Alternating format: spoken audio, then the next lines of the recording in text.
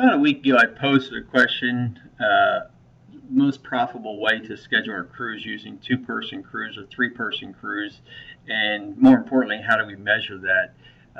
Had some great feedback and followed up with a simple video showing two different scenarios of a higher margin job of two people versus a lower margin but actually more profitable per day having a three people scenario.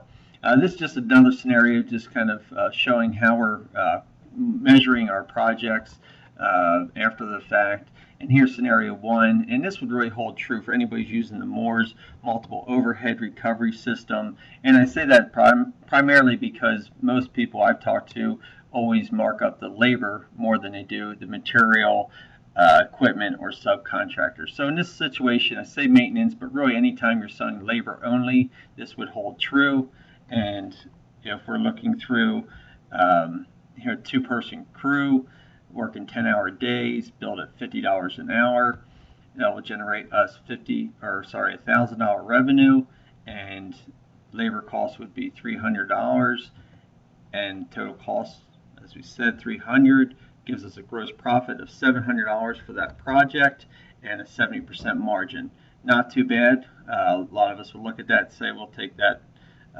Then we have another scenario calling it design build, but reality, anytime that we're selling labor plus material, and if we are marking up our labor more than our material, again, this will hold true.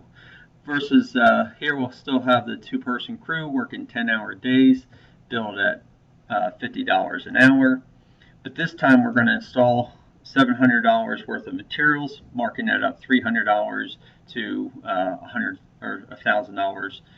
for that material cost.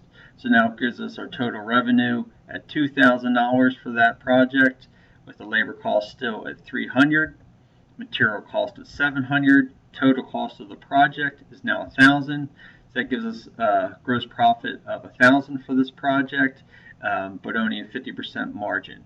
So now I know you can always go through and say you're going to measure all your maintenance only jobs together and have them benchmarked at a certain part, and your design build or labor and materials at another margin, and that's great until you get into what are the ones that are in between, where do they fall, and how do you judge them or decide which ones are really the best projects.